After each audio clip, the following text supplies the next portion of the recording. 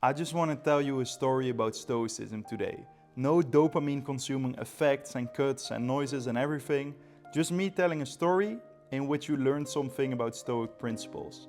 And I have to take you back to 2023, when I was on a plane to Tasmania in order to work on a blueberry farm, because I needed to extend my visa. I found a place to live at about 15 kilometers from the farm. So as any Dutch man would do, I bought a bicycle. I didn't yet know that the 15 kilometers were uphill and it would take me about 90 minutes to cycle there. Anyway, it's Monday and I'm expected at 12. They are going to explain to me how the next 3 months of my life will look like. So I get there and they tell me a couple of things. How to pick berries, but also how the system works of when I start. So at 6 o'clock there will be an announcement on Facebook telling me whether I start at 7, at 10, or I don't have to work at all due to rain or wind or whatever. So I'm already thinking it takes me 90 minutes to get there, but I find out at 6 whether I start at 7. That's not gonna work out, but anyway, I don't have a solution yet, so let's see next day, let's hope for 10 and we'll see. So Tuesday, 6 o'clock, I wake up, my alarm rings and I check my phone, I check Facebook and it says you start at 7. So I get on my bicycle, I start cycling as fast as I can, but I still get there 25 minutes late. So I was covered in sweat and my supervisor was not happy. And neither was I, like I didn't want to be late. Anyway, it was okay, my first day, so I start picking and my colleagues were really fun. There was a group from Nepal and a group from the island of Timor.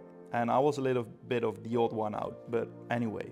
Second day, I still don't have a plan. I don't have money for a car. I don't have people to share a ride with. So again, I put my alarm at 6 and I just hope for the best. So that's what I do. I wake up at 6, check Facebook and yes, we start at 7 again. And yes, I'm 25 minutes late again. My supervisor wasn't as forgiving this time. She said if I was gonna be late one more time, I'm out. I'm off the farm, that's it. And I needed my visa, so I couldn't be late. So the next day, I wake up at 5:30 and I just start cycling. Not knowing whether I start at 7 or whatever, but I just go.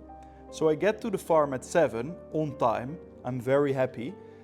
And then I don't see any colleagues, I don't see no one, and I check Facebook and yes, we start at 10. So I just have to wait there 3 hours before my colleagues arrive and before we start working. In the meantime, I was adopted by the group of people from the island of Timor and it was so fun. We shared breaks together, we shared food, they shared their way of living, their stories with me, and it was so cool. Anyway, during the next 10 days, I was getting frustrated and even more frustrated.